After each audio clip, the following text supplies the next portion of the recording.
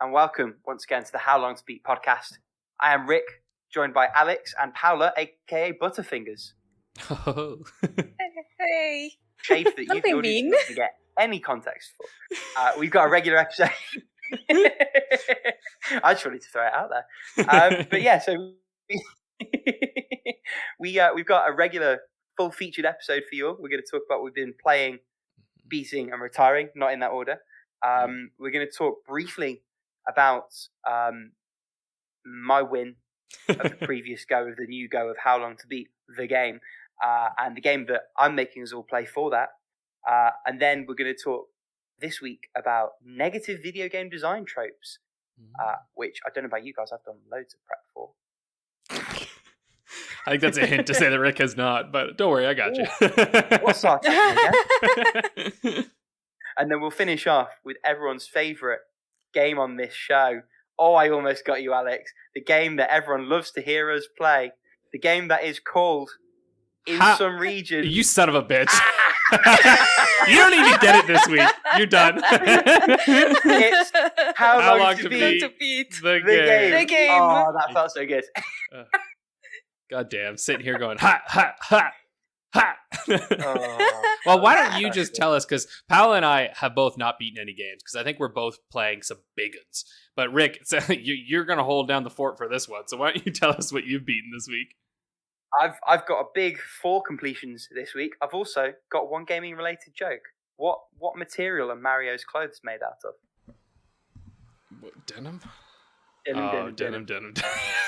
God damn it, that dad joke. I've heard that one a few times. I saw you look at I heard it for the first time this week, and Did I you? thought it was brilliant. I did. It is good. It is very good. Speaking of Mario, I'm going to finish with the most recent of my completions, which is Mario and Luigi Partners in Time. See, it's relevant. Shut up. Good game.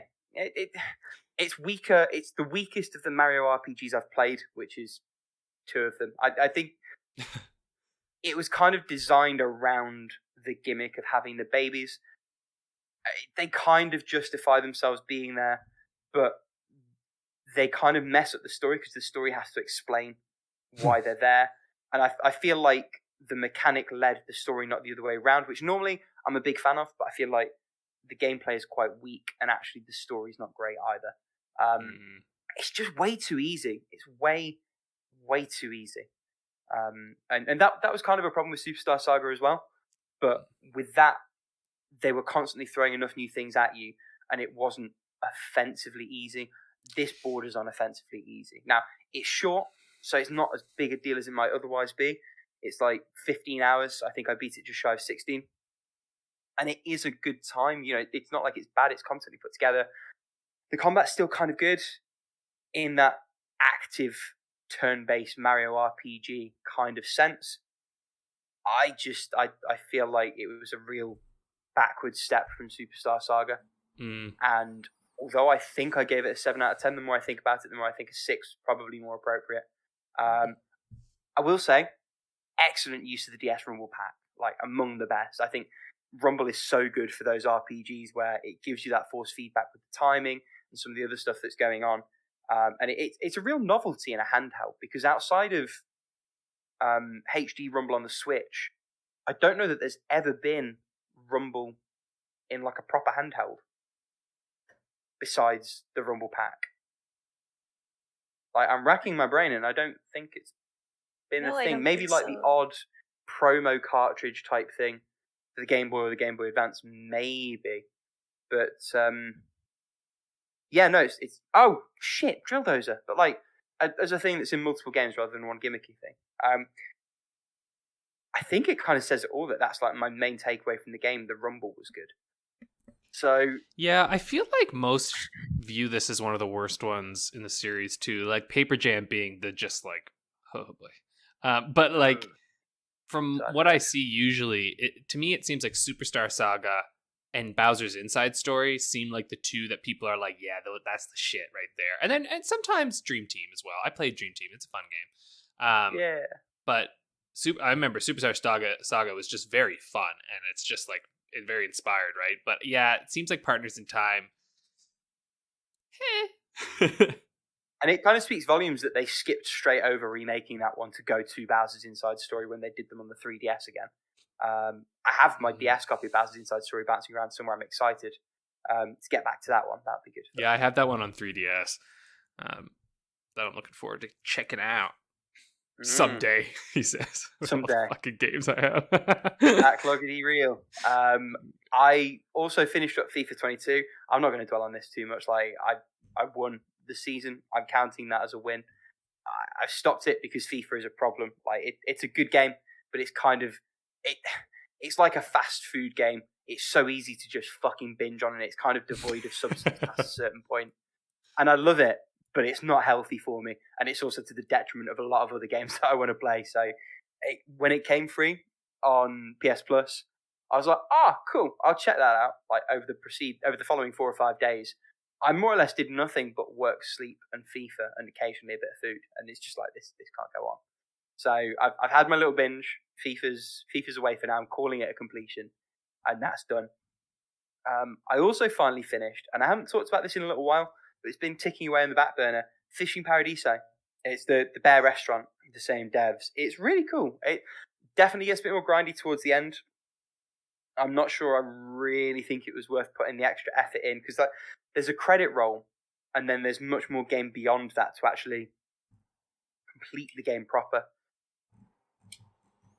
I think I probably should have stopped at the credit roll. Like, it's good, and it's a good free-to-play game in that it's really not offensive in how it does the monetization.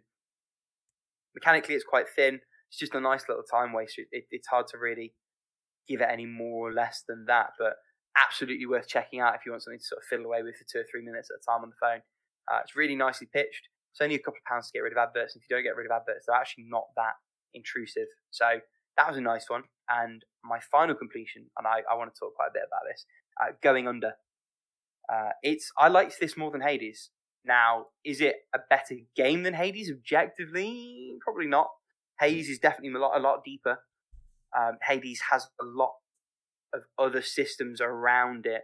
Going Under is much more combat focused, and the fluff around the combat is a lot less dense than Hades. And for a lot of people that maybe is a minus point. For me, I liked it. It felt like I was getting more action more of the time.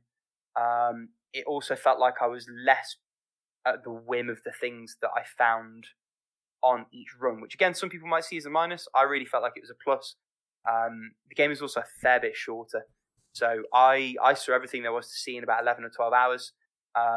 Main plus rather than like 100% completion run, but I did do a fair few extra runs that I didn't really need to do just to sort of tick off little challenges rather than to sort of progress the main story, which for an action-focused roguelike, the story is exceptional. It's really, really satirical, plays a lot on sort of modern workplace culture, algorithmic stuff. It just really biting satire, full of laughs. There is also a sausage dog called Eclair, which is very, very cute. Nice. And you can equip her. She's one of the items that you can pick up in the dungeon. She'll like sniff out little items for you as you're running around the dungeon. The art style is wonderful. It's all kind of low poly, but not in like a PS1 way, and more of a clean, like plain polygonal shape kind of way. It looks very Katamari-esque. Yeah, that's a really good description actually. And visually, it's very clean, which is important for a game like this because you almost got no iframes, and one hit can turn into 4 or 5 very quickly. Not in an unfair way, but in a you constantly have to be on your toes way because things can spiral out of your control if you're not careful. Particularly with environmental things like fire, ice, thunder, which for some reason are rolling around in the dungeons. This goes super cheap on Switch. It's also on PC. Switch, I had some minor, not at all game-breaking performance issues. Not with combat, weirdly enough, but with like random dialogue in the little hub space between missions. For about 4 hours of my playthrough, the dialogue would skip, and then it just sort of fixed itself again. But having played it on PC and played it again on Switch, the Switch version holds up really, really phenomenally well. And it's a really good game for that kind of thing. The colours just pop when they're in your hand and close to you. And the gameplay itself, because a successful dungeon run is 15 to 20 minutes. The gameplay really lends itself to that kind of pick up and play situation. I really, really enjoyed my time with this game. I thought it was very well executed, both mechanically and in its story. And I think it's an easy recommendation for anyone who likes roguelikes, who liked Hades, who likes anything in that kind of vein. And I think even if you don't, the story actually kind of does enough to justify pushing through a little bit, which isn't normal of me to say. Normally I'm a gameplay first guy. But this is one of those great cases where it absolutely does both really, really well. And in a tight package, it feels like it really respects your time. In spite of mildest of spoilers asking you to sort of do some of the early levels in rejigged forms later in the game. I think it does enough in reusing those materials to make that make a lot of sense. And even with all of that, if you didn't do all the extra bits I did, I think you could beat this game in under 10 hours while still having lots to then go back to should you enjoy the gameplay. And that's my plan down the line, is to go back and 100% this one. So big old recommendation for going under, particularly regularly goes on sale on Switch for like 75% off. And remember, Game Pass. Of course, it's on Game Pass as well. Yeah, all the more reason, absolutely, be checking that one out. So that's all my completions. I think, yes, it's all my completions. There's one I've almost completed, but I'll talk about that in playing. So let's move straight on to retireds. And all three of us weirdly have retirements, including Paula with what one, not two, but three retirements. Although Sims 3 and Sims 4, it's like 2.5 retirements. Tell us all about them. Okay, so I wanted to like Just Your Grace because it was on Game Pass. It sounded like just my jam of managing kingdoms and all like that. And the thing with this is that it was going out of Game Pass like in a week. Like at the time of you listening to this episode, it already has gone poof on the Game Pass page. So in this game, you have to manage a kingdom, but you also have to manage the king's family in a way. So between that and the fact that you have multiple, I guess, endings or like branching paths, but by branching paths, I mean, you probably will run into running out of resources and getting a game over, thus making multiple playthroughs of the thing a giant pain in the ass. So I actually failed once when I was like pretty far in and I was like, yep, nope. After realizing I have to do anything, everything and anything all over again and it didn't have a skip button for the text. Yeah, no, thank you, sir, but fuck you. No, your grace. No, your I'm not grace. playing this game again. So yeah, that's the story with Just Your Grace. If you like this kind of game, I do recommend you using like some kind of guide or something like that, or at the very least, like, be very careful with your resources. Or I don't remember if you can have multiple saves, but save more or less when you think you're at a good spot in your kingdom. So that way you don't have to start all over again the way I did. It was frustrating. I really wanted to like it. So after that, I kind of had like, I guess, a bit of nostalgia for a bit. So I wanted to try The Sims 3 because I am a very big fan of The Sims 2. And since I didn't want to go sailing the 7 seas to get The Sims 2 installed with all the patches in the process and getting some viruses with them, I decided to play The Sims 3. And you know what?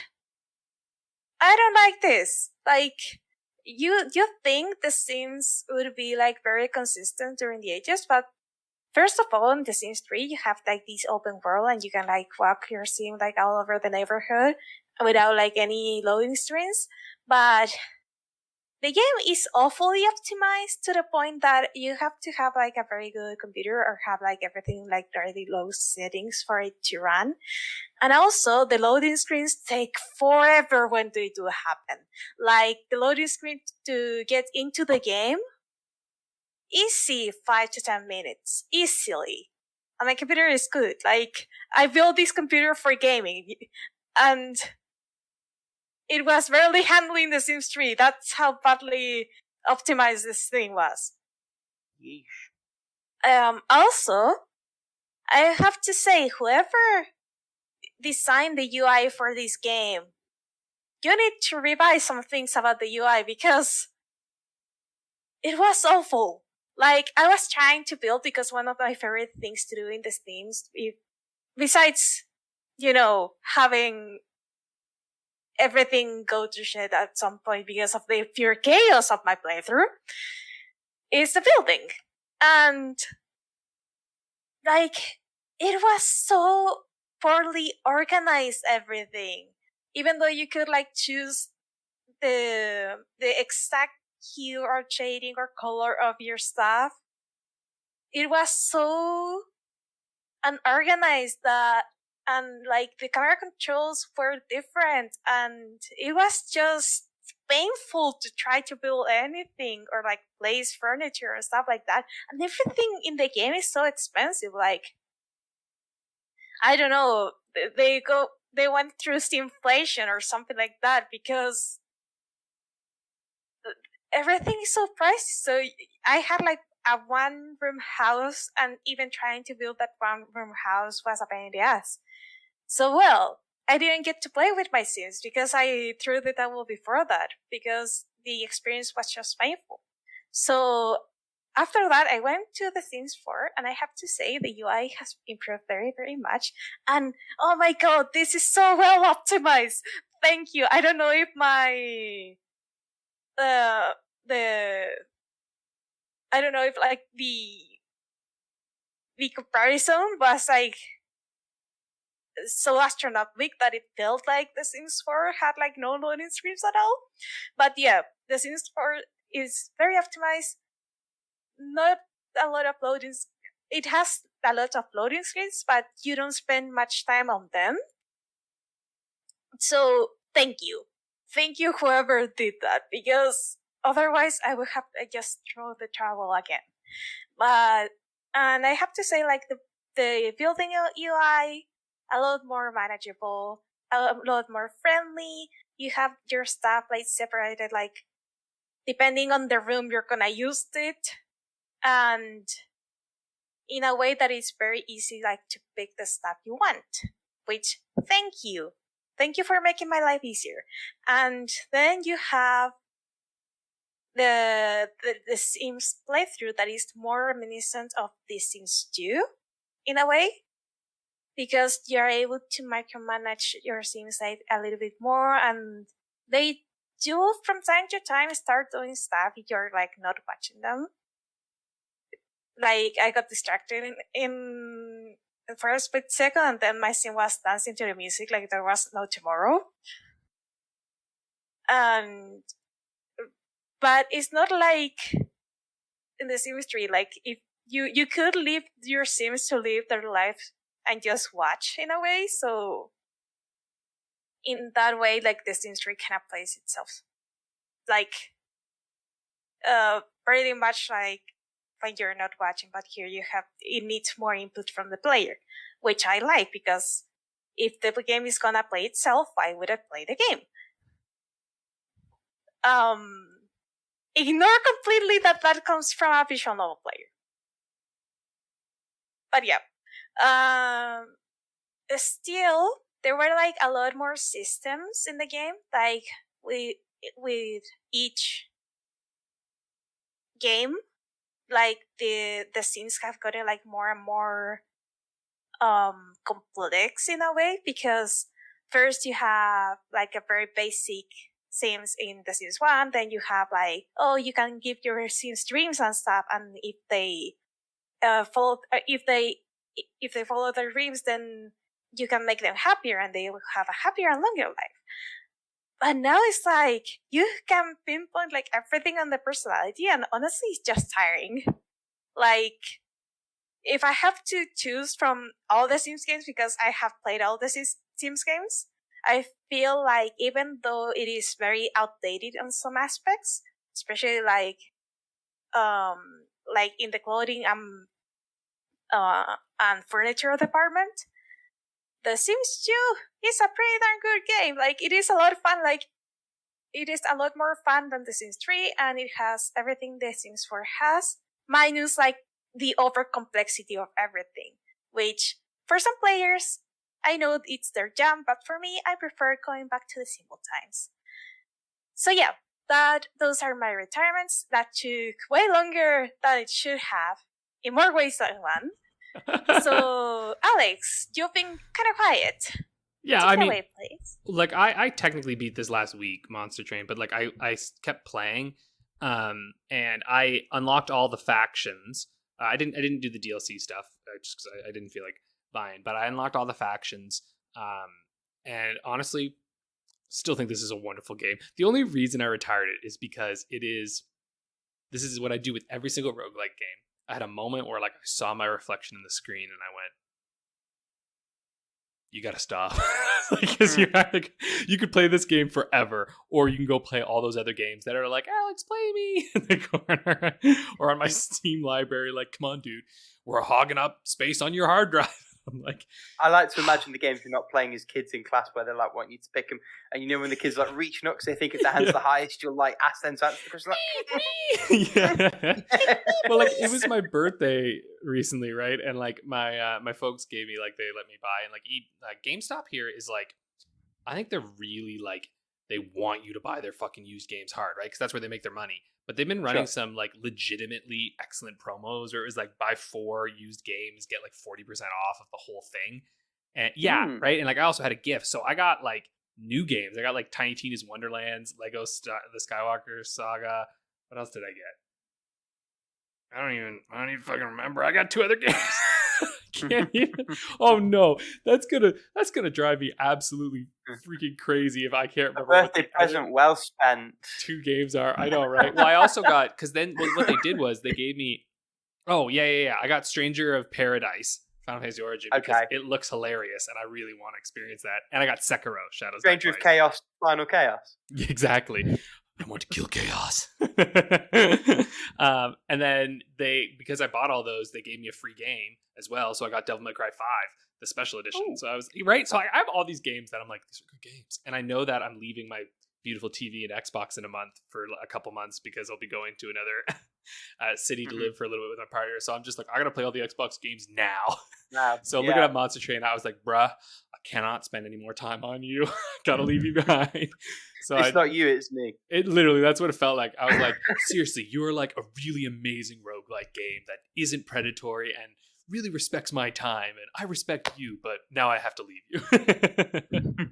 So really though, like I just can't recommend this enough for people. It's, like I said, it's on Game Pass. Like, please give this game a try if you like roguelikes at all. And if you're a fan of deck building games in any way, shape, or form, definitely get this. Because the nice thing is that you're not like, you're picking up cards as you play.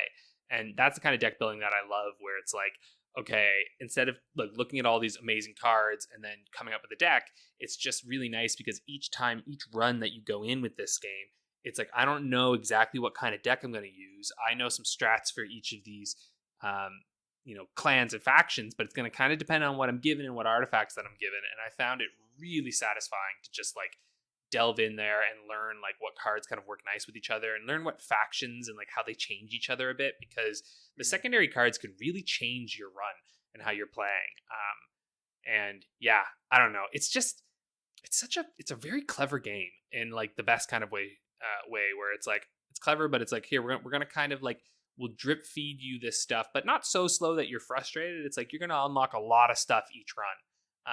And you unlock all these cards, and I almost have I like max leveled a couple of the clans because they have like 10 levels where you get all their cards, and then I kind of feel like once you've got all their cards, it's like that's when like if you're like very serious about the game, it's like this is where the fun begins, right? Like you're like, let's go, like you can like really take on the Covenant and go up in the ranks. And I think I beat Covenant 2. I think there's so many Covenant ranks, but some of them I just couldn't do it, man. Like there's some where I was like, this is balls hard, and they tempt you because each level you come into, they'll be like, oh hey, if you turn on this extra thing, you'll get a special reward, and they'll tell you exactly what the reward is. And oh god, it's good shit. And like in normal runs, I'll always do it now because I can decimate in a normal run, but in the Covenant, you really are like, shit dude, like okay, all the units are going to enter with spikes so that when your units hit them, you take that damage. And but you'll get a random artifact, and the artifacts are so important. Like I found that of all things, artifacts, because they give you permanent buffs, right? And some of them are wild. Like one of them, it's like -2 cost for your creatures, which if you're running a deck that has low creature cost already, that just means all your creatures are now free to play every turn. And like, that's huge if you have a high spell deck. Anyway, this game got me really nerdy. I was like, I'm getting into all the stuff and I'm like, oh yeah, I'm going to run a spike deck and I'm going to do that. And it's like very fun. Just like, I don't know. Because it solves that issue with some of these deck builder games where, like, I don't know, you play a game like Hearthstone or something, and like when they're competitive against, PvP, eventually there becomes a metagame, right? And there are just a couple viable strats, right? Like that's ultimately what happens in them, where it's like, well, ultimately there's just these are the viable strats, that's what you have to do. But in a game like this where, PvE, it's like, well, there's just so much more that you can do, right? And like you can really test out a lot of different strategies. And I think there are probably many that people haven't even hit yet. Because there's just so much variation and like mixing up that you could do within the game. And there's like because there's 5 clans, so 5 decks, but then there's also a 6th deck that you can get, and each one has 2 champions, and those champions can be quite different because they have different sets of cards with them. So it's just like there's a lot of variety in there for a roguelike, and so much accessibility. There's so many things you can change and click through, and like there's daily challenges which are hard as balls, but it's fun to compete and see all the other players playing and see where they get fucked. So anyway, Monster Train is great. I had to put it down because I think I could have spent a lot of my life playing that game. I was not going to do that. Anyway, Rick, why don't you tell us what did you retire there? What happened to you? Didn't finish your trek? Yeah, it was a trek to Nomi. So the game is almost as bad as that pun. It's a classic sort of all style no substance setup, and that was a big risk going in because you could tell that they were really leaning heavily on this Kurosawa, but properly this time kind of marketing angle. And visually, yeah, they probably do hit that. It is a very striking aesthetic for the game, and it feels like it's built around it in a way that Tsushima's mode never really was. Tsushima's mode was just kind of like a filter over what is an incredible game, but should not be played with that turned on, in my personal view. Trek to Yomi almost doesn't really want you to play it because the mechanics are so thin and bare bones and just shoddily cobbled together. So, to give you an example, the game in its combat has this real bare bones, like, dodge, parry, counter sort of setup, like you've seen in a million other games. And like any other game that's tried to make that system work on a 2D plane, it's just gross because you just end up queuing up enemies either side. You don't have the mobility to utilize that setup. Doubly so Trek to Yomi because there's a button to turn around. So you end up pressing back, mean to aim the other side, and actually you just end up stepping back into the enemy that you want to turn and face. Beyond that, the counter just feels timing off. The timing for the counters just feels off. And there is a visual cue. That visual cue is a glint of the sword, which oftentimes blends into the black and white visual that the game has set up for itself. Ooh. Because it's very, very small and very hard to see. And that timing is super important because it's not when you think it's going to be. Because what the game loves to do is cinematically have everything slow down when you do your counter strike. And then the enemy is there, gargling as the two parts like come away from each other kind of thing. But that only works if you're either able to see the visual cue, which I found very difficult, or if you can train your brain into understanding that actually the parry window is a beat off from what you're expecting it to be. I thought the combat was toss. The visuals weren't enough to hold me. Yes, it's a short game. Yes, it's free on Game Pass, which is how I tried it. I probably wouldn't have bothered otherwise. I don't personally think it's worth anyone but the most diehard of Kurosawa or genre fans' time. I just don't think it's a good game. The gameplay is not strong. And that doubles up in terms of the environments. The environments are beautiful from a visual perspective. The way that everything's laid out is very cinematic and visually impressive. But it also leads to situations where you're not actually sure if things are backdrop or actual like pathway that you can go down, because it does the 2.5D thing where you're moving on a 2D plane, but that 2D plane also curves and moves in and out, and actually 2D sort of becomes 3D sometimes, and so the whole thing just feels whiff and inconsistent and gross. I didn't like this at all. I really didn't. I tried to struggle through it because I knew it was only a couple of hours. I got maybe half an hour in and couldn't stomach anymore. And then, having watched a couple of reviews, I think I probably made the right call because it didn't look like it was getting, if not any better, any more to my taste. So I really had a bad time with this one. I won't lie, I was sort of surprised when you started playing this because I felt like I was like, I don't think Rick's going to like this game. Because I remember Abataj talking about it. I think Abataj liked it. And I was like, this isn't a Rick game. It's a free on Game Pass game. So it's like, while I've got Game Pass, I'm going to give it a try. Yeah. I've been curious about it, but I'm kind of like, honestly, I'm probably just going to get Sifu on the PC eventually for my kind of ninja-y, samurai-y, beat-em-up PC vibe. PC Fu, yeah. There you go. I've got it on PS4. I'm looking forward to playing it. It looks amazing. It does look amazing. It looks right up the alley. That's a different example of like gameplay king kind of game there. But anyway. Yes, yeah, but with a strong aesthetic still by the looks of it. Exactly. People sing that game's praises so much. My other time, it's quite a good game. Dot Project, a little Android puzzler that was recommended by a friend of the podcast, R2D21999. It's a puzzle game. I don't finish puzzle games. I rarely finish puzzle games. This is just another classic example of that. I had my fill. I got to the point where I felt like I was just Groundhog Daying it. I was like, cool, done now. And I got onto a different Android game, which I'll talk about when we get to the playing, that is amazing and is also teaser made by the same people who made Invento. But before we get there, I'm going to stop talking. I'm going to let Alex start talking again. Alex, tell us about the games that you've been playing. Yeah. So, I have really been playing one game. And I'll talk about that in a second, but I have a bunch on here because I'm technically still playing them, but they're kind of taking like a little bit of a break. Like I'm still playing Bushi Seiryuuden Futari no Yuusha, which I have gotten further in because I listened to last week's episode before this to be like, what did I say again? Which is my classic thing every time. And I have gotten further in that game. That game is still super fun. Like I really, really like this. And I was thinking about it, and I know we always compare like Dark Souls, blah, blah, blah, but we talk a lot about Dark Souls and like that idea of the bonfire and like that, that journey of like you're getting better, and like every time you see that next spot where you can sit down and like you have a moment of rest and heal up is like, oh my God, yes, I've made it. Like there's that feeling in it. And I know that itself was hearkening back to an older style of game, right? Like to different Japanese games from the SNES era, etc. And this game itself, to me, feels like one of those games that it like maybe took some influence from in some ways, because like the way you heal in this essentially is like, yeah, you have items and stuff that you can use, but you're a little limited.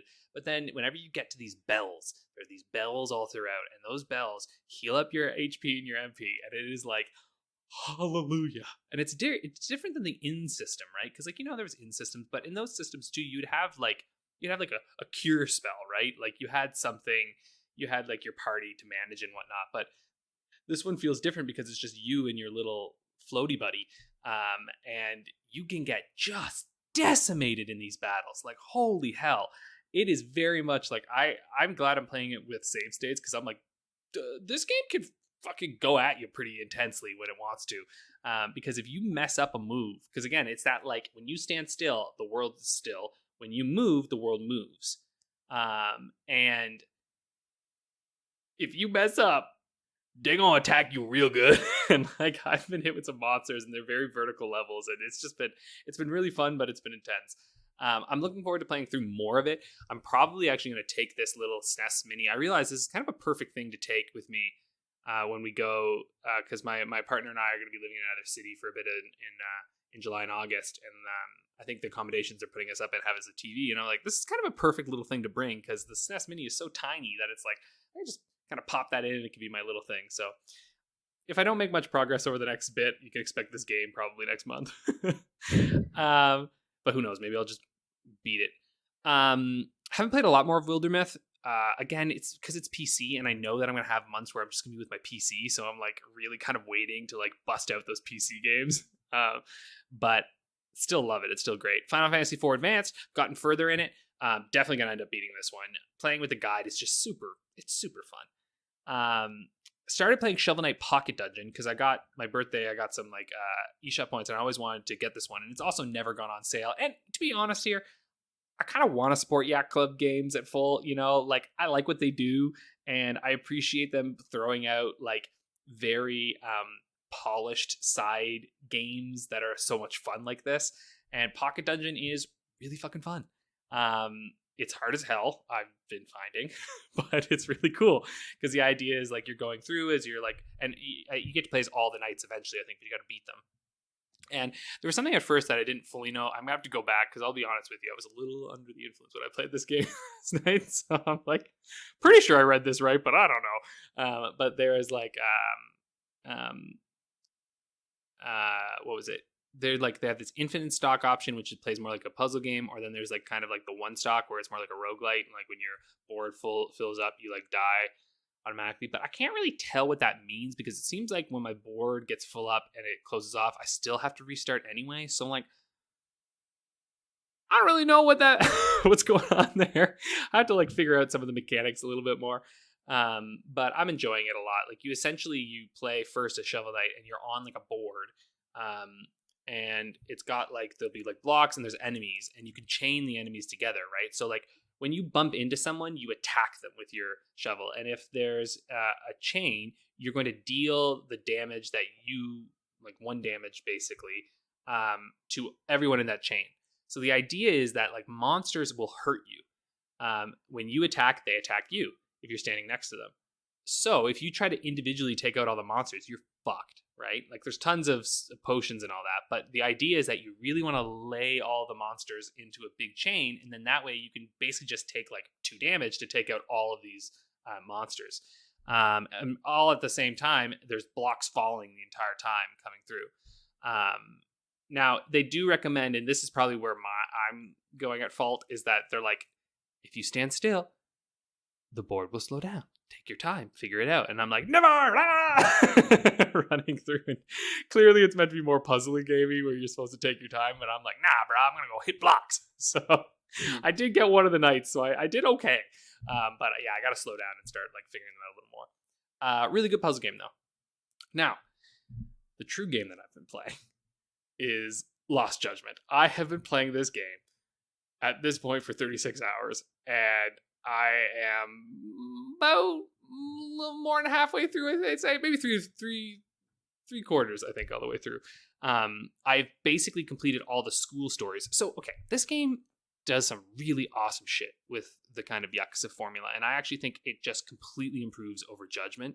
I was talking, I think, with Paula on our Discord a bit about this, but like, I truly think if you want to get into the Yakuza series, really, you can just play Judgment and then Lost Judgment, and you don't even have to get into Yakuza. You can just play these two. They stand up perfectly on their own, or you could just play Yakuza 7. But what I did, and I think this is a really good way of doing it, is like start with 0, try Judgment out, hit Like a Dragon, and then play Lost Judgment, because those in betweens are going to give you a lot of variety. And the reason I think that is because the 0 is very much in Kamurocho, and then there's also a little bit, and I can't remember where Majima is, but there's like another little section that you get to play in as well. And then you've got Judgment, which is also set in Kamurocho.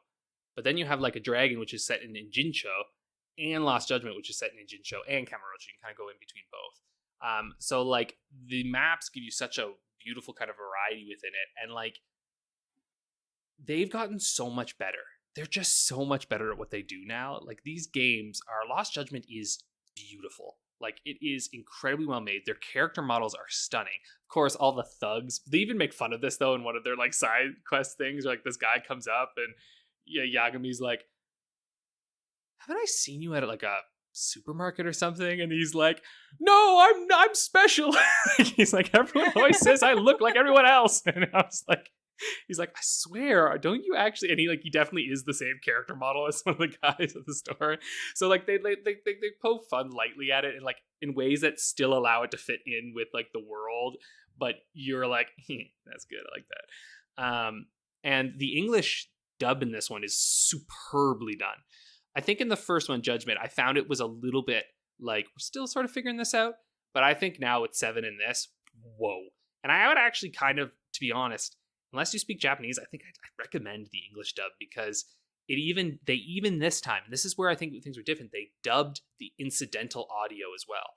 Now, there are some interactions on the street that'll still be in Japanese, and there are some funny things, like there's this dance club and their motto is hop, step, rabbits, but you can tell that they just left the Japanese voices because it's like hop, steps, rabbits. And you're like, yeah, that ain't English. But that's fine, that's cute. But yeah, like all the incidental like fight stuff, and even there's like a boxing mini game where like guys will actually shout advice to you, and if you're doing it in Japanese, they're just gonna shout Japanese words at you, and you'll be like, I don't know what you're saying. So I actually was like, this is pretty incredible, and like all the voices really match up well, and across the board, the voice acting is very, very good. So okay, anyway, this game's incredible. Like there's like 3 games in one here. I mean, way more than that, because they have so many mini games that are really, really, really good and fun. But there's like 2 really, I would say, super main core stories that are happening, because there's the main story, and then there are what are called the school stories. And at this point, I've completed all the school stories except for the final one, which is like anyway, which I'm going to get back to when we finish this. But essentially, because you're within this school, Seiryuuden High School, there's this big, mystery going on. Well, there's lots of bullying, essentially, and a kid, years ago, committed suicide at the school because he was being bullied. It gets pretty intense. It gets actually very intense. Like, there's some stuff in this that, like, I don't know. Maybe it's just because I don't know what this is, but like in Yakuza games, I can see somebody get like killed, and you're like, whatever, But then they'll show like some like footage of just like very intense bullying, and it's like very degrading and shit. And for some reason, it is just so much worse to watch because you're like,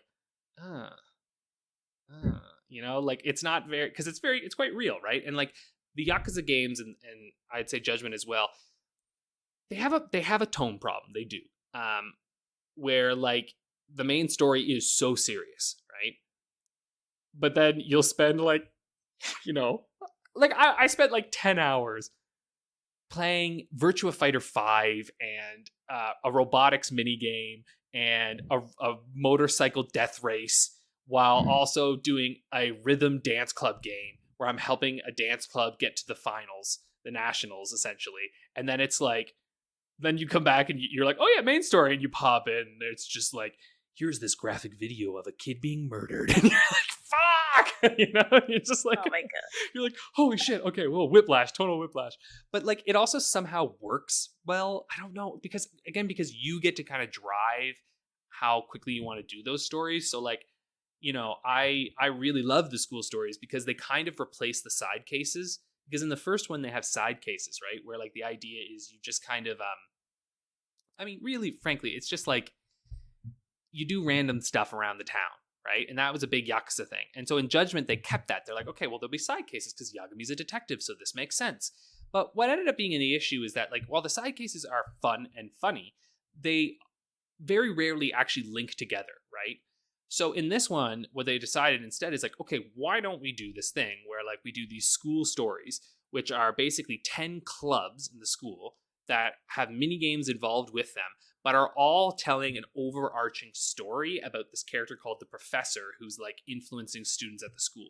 So it's like, hey, you get to be a detective in a lot of different ways and do a lot of fun, interesting mini games while connecting it all together. So it kind of replaces, there are side cases, but the side cases are much fewer and far more streamlined. And I actually appreciate that because like there's like one very overarching side case, then also like the girlfriends in it, right? Like they have like people you can date, they have their own side cases as well. So they kind of meld all this stuff together and make it it just feels cleaner and just better, honestly. And like the school stories itself feel like an entire game, honestly, like a mini game compilation game with like interesting story beats to it. Like the boxing mini game in this game is a full-fledged fucking boxing game. Like it is very good. I loved Fight Night Champion when I was like on the 360. This is a fucking full boxing game and it is very, very good. And I also highly recommend, I bought the season pass because I want to play the Kaito files later because I hear they're great. But they also added in the season pass some DLC like related to the school stories. That is so fucking worth it because it basically just like gives you the best, like gives you items that are kind of like amazing and like really helpful. And like for the motorcycle race one in particular was much needed because those races are actually fucking hard at a certain point. And they give you like an excellent bike. It's like the best motorcycle you can get kind of thing. And then like you can also fight your like some of your pals in the boxing. So anyway, Lost Judgment is like at the moment, like for me personally, is hitting like 10 out of 10 right now because I'm just like, this is like an incredible game. It's obviously not perfect, but like I don't know. It has so many ideas in it that are executed well that I'm like, I don't know how I can give it anything else. Like, I don't know what more I ever want from a game. And like, even to the point where like, I sometimes fault, the Yakuza games for being a little too like, just sit there and mash a button, like as you go through stuff ish. But this one's just like, hey, we're going to make it as streamlined for you as possible. And like, yeah, there's lots of cutscenes and stuff, but don't worry, we intersperse the type of cutscenes. And sometimes you get to choose options and sometimes you get to do this. And hey, guess what? You have a skateboard, so you can skate all around town if you want. Fuck yeah, right? And I'm like, yes, fuck yes. I do like that.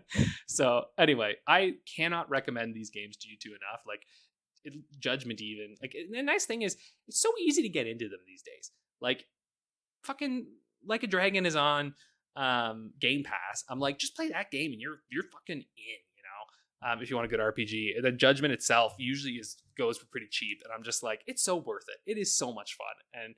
And there's no game company making games like RJJ makes. Like there just aren't. RGG, that's it. There just aren't right now, honestly. Okay, anyway, that's my rant about Lost Judgment. I love this game very much. What do you talk about games? Also, can I just say something quick? Paula and Rick right now are doing this like Rick has this red light on him and Paula has a blue light on her. So I've just got this very colorful look going on right now. Speaking of that, Paula, do you want to talk about what you're doing? Because I think so. I've been playing a lot because I kind of had like a rest week, a break week, whatever you want to call it. And I was also on ant duty, so there's a bit of random stuff. But also, I've been wanting to try some new stuff and I wanted to go back to some older stuff. So there's like these combinations of things here. So first of all, Barricade, I finished the 3rd route out of 4. And I gotta say, like, I really wanted to like this route because, I don't know, it kind of seemed like more of my jam, but they had to introduce like this, unnecessary drama that it was like, why? Just why? Like, you had like a very well-rounded character. You had like this, very interesting story, this very interesting background, and this seems to be going well. And then I realized there was like a whole board left. So, of course, there was drama. Of course, something had to disrupt everything. And in this case, it was kind of a downer. Like, you had something here, developers. You didn't go home with it. Like, you just had to put something like that. I don't know, like, they just could have gone, like, all the way with the fluffiness and everyone would have been happy. But anyways. Next, I've been playing Pokemon Shining Pearl. Mainly, I've been doing some Pokemon completion. We actually got some Shroomishes. You got Shroomish, okay. Yeah, we got some Shroomish. And we got a lot of Shroomish now, so we've been, distributing them into the world, like, releasing them into the world so more people can have them. And then we played Breath of the Wild Bingo.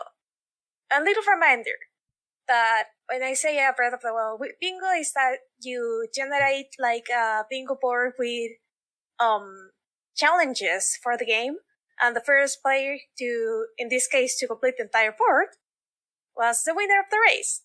We were playing with my boyfriend and my nephew, and it was a 3-way race, which in the end, it was a 2-way race because, like, my nephew was like, hey, you know what? I'm done with this. Why don't you two battle it out? Because we were both, like, on the last bingo challenge that was defeat Ganon. And you know what? We left it at a tie because, like, he had to get like a perfect run for him to win because he had like no food at all. So if he got hit, he would die. And in my case, I have the food, but I have to like manage my weapons because I had just enough weapons to get me to the final stage. And then I could like get the weapons for to defeat like the I guess the second stage of Ganon. Okay. Without going into much of a spoiler, but yeah. And the thing is that at the end I got there with weapons to spare, but I died, so we pretty much ended up rage quitting that challenge, and it was like, let's call it a tie. Next time we're doing like a way shorter bingo because this was like a normal size bingo, so you could choose like a bingo with shorter goals or shorter challenges, which we're gonna do. And no way in hell we're doing a full board again. No way in hell, because that took multiple sittings to do. As in a whole week of sitting down, all three together, and racing through Breath of the Wild. It was fun, don't get me wrong, but Jesus, not a good idea. Sounds like a lot. Yeah, it was a lot. It was a lot of fun too, but it was a lot. I also started E73 Chronicles on the PSP. I wanted to play it on Steam, but for some reason the game kept crashing, so I had to make use of my jailbroken Vita for this job, or for this game in particular. Naughty. I'm still sad that I paid for the game and I couldn't like play it like legitimately. But anyway, I'm playing this.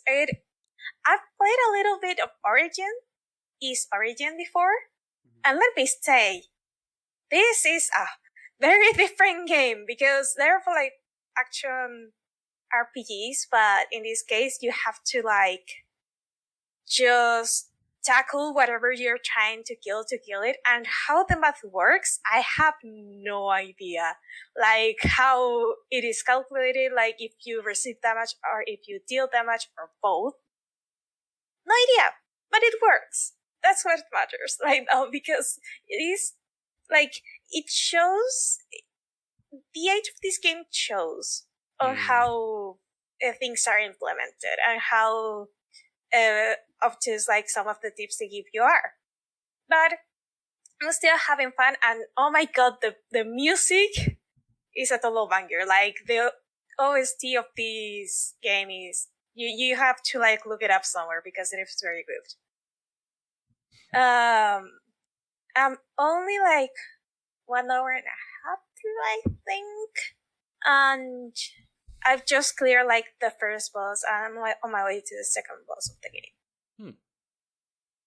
And then I decided to play a little bit of Animal Crossing New Horizons, like the DLC where you are able to build vacation homes for your various villagers, because I really wanted to decorate. Like the Sims 3, the Sims 4 didn't do it for me, so let's go to the game about decorating. What a concept! I don't know how I didn't think about it before, but there. So I decorated a couple of vacation homes, and that's about it on Animal Crossing New Horizons. And then with my boyfriend, we were like, hey, what about playing something new on Game Pass? So we went with Taiko no Tatsujin, the Drum Master. And this game is a lot of fun. Like, I really want a Taiko, like the drum, to play it, because it looks like it would be like either like so much fun and such a workout, but so much fun. Can confirm I've played an arcade machine one, and it's way more fun with the proper drum. Yeah, I would imagine, because like it's just a drum, right? Like dude, it's not just a drum. It is though, not just right? It's one drum. Like I've always wondered about this game, because the whole concept is like it can register kind of left and right, but also rim shots versus central hits, and also hard hits. And because there are parts of it where it expects you to like drum roll, the tactility of having an actual drum skin and being able to roll the sticks off it, like it makes all the difference. I have zero doubt about that. Sorry, I was actually thinking about that like home version, because like the small one that you can buy for it, I'm always curious about if that one feels good, because I have zero doubt, like what you're saying, that the arcade is probably extremely fun. But the problems are supposed to be pretty good, actually. Yeah, is it? Okay. It's not just a piece of plastic that you happen to hit. Like, it is designed to give you that same feeling in a smaller body. And you can buy third-party ones that are supposed to be pretty piss. And you will find people that, same with DDR and stuff like that, will homebrew what they consider to be better versions of them. But, like, as a stock experience, the official drums are supposed to be pretty good. Particularly the Switch one, I remember reviewed quite well. I actually watched some reviews on the drums before playing Taiko no Tatsujin, and there were like the cheap ones that don't really do the drum rolls like very well, but the actual like the official ones are like very good. And there's the like official fancy ones that are like pretty much the same experience as the arcade, but we don't talk about those because they're way too expensive. Yeah, it costs an arm and a leg. Goes an arm and a leg, and you're getting. And then you can't even play it because you're one arm down. There you go. But terrible. But yeah, we were playing this, and it was. Can we buy a drum, please? Can we get a Taiko, please? It's like, yeah, I'll think about it. It's so the thing. I played a little bit of the Vita version, and you play it with buttons. You're just like, I wish I had a fucking drum. Like, I just want a drum. It's so true. Yeah, because I feel like that game's useless without the drum. Frankly, I mean, I don't know, maybe not, but that's kind of what it feels like. It's a lesser experience for sure. It's like Wii Sports Tennis would be nothing if you're pressing the button in space of a waggle. Like, it does change the experience fundamentally. Yeah, but the underlying rhythm game is still pretty good even without the drum. Yeah, and we've been trying to what's the word for it? I guess outpoint the other one, outscore the other one. And I managed to do it once, but I need to go and do my training in the mountains on the Taiko mountains, because I really want to get good at this rhythm game. It is a lot of fun. Next up, and one I thoroughly mentioned on the Discord, on our group Discord, is Murder by Numbers. And I think we talked about this one before. And yes, murder mystery with pictures. That's right up my alley. And the humor in this game is just amazing. I don't know, there's something about having your robot partner scout who also has learned to sass people and tell useful lies to get out of trouble and get into trouble again. That is just charming. And I wasn't expecting to get also extra characterization for the other main character, that is Honor. And that is a very welcome change of pace, because I don't know, I love my Ace Attorneys, but at the very least that the first ones, Phoenix has its quirks, he has his own story, I guess, but you don't get much into his own story besides the first game. So getting to know more of Honor as the story goes on, and how it intertwines with what is happening now, is neat. It's very, very neat. Yeah, and that was really purposeful with the first Ace Attorneys. I remember he really purposely made it so that Phoenix was not necessarily bland, but just simpler, so that you can kind of throw yourself onto the character more. But then they kind of abandoned that later, because they were like, oh, people just love these games. Phoenix can have a whole swath of personality. Yeah. Which I think Murders by Numbers clearly benefits from the fact that we know this works now, so it's just flesh them all out. It is beautiful. And yeah, the game is absolutely beautiful. Okay, before just gushing about this game, I'm gonna jump into the next one. The Pedestrian, which, by the way, you're this, I want to say, a stick figure that jumps from what's the word for it? Sign to Sign. And you have to like sometimes rearrange the signs so you solve the puzzles and like get to the next level. There's really no story. You just jump from level to level, and it's a lot of fun. I've played this for maybe half an hour, but the gameplay so far is solid. And finally, and this is a surprise to myself even, I decided to jump back into Genshin Impact because I talked before that about how there's so much more in the game right now. And I want to get to the new stuff, but first I have to get through the old stuff. So I have been quite the experience, like, first of all, relearning the controls, which wasn't like too big of a deal. Relearning what the hell my team was about, what combos I had planned with it, or planned for it. And yeah, after like a day of struggling, I managed to get fully into the game, like back into the game. And I have to say, the mere fact that I can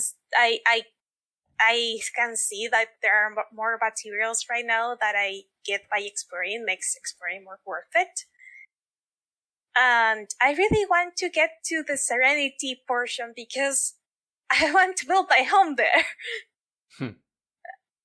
And yeah, I hope that events come back, because what has been going on like with Hoyoverse is that they had to like push back some of the updates, like some of the character banners and character stories, because of the various thing going on in China, that they had to like go into a very serious lockdown that affected development again. Yet again. And well, it seems they managed to get the ball rolling again, because there's gonna be like more stuff coming, like, which days today? Like tomorrow. Yeah, tomorrow there's gonna be like new stuff. So, oh my god, that was a lot. Rick, your turn. I've got no less. That's the thing. But, oh my god. I'm going to start with something that I'm kind of not still playing, but I really want to fucking talk about. And that is System Shock for the PlayStation Vita. System Shock on the Vita? Yeah. Lord almighty. Yeah. So basically it's one of a few games that very clever community members have found a way to port is kind of a generous term, but essentially wrap in such a way that the Vita can use them. And actually the System Shock one is remarkably good. So if you have a copy of System Shock Enhanced Edition on GOG, or indeed on Steam, it includes a copy of the Classic Edition, and the GitHub page for this port tells you which files to copy into the installed VPK on the Vita, and then it will just run. And it actually runs remarkably well. So a press of down on the D-pad switches you between mouse look and cursor move. You have gyro aiming in addition to that. It actually did a really excellent job of mapping all of the things. It runs beautifully on Vita, which you'd hope for a fucking PC game from the 90s. It would. And I've only played the opening bit. I'm going to come back to this later when I've got a bit more time. But I just wanted to talk about it because it's so cool that this is a thing that works. It shouldn't, like, by rights. And you said I struggled to wrap my head around it. Sorry, go on. Yeah. And you said it's the classic version that they have run on there? Mm-hmm. That makes sense. Yeah.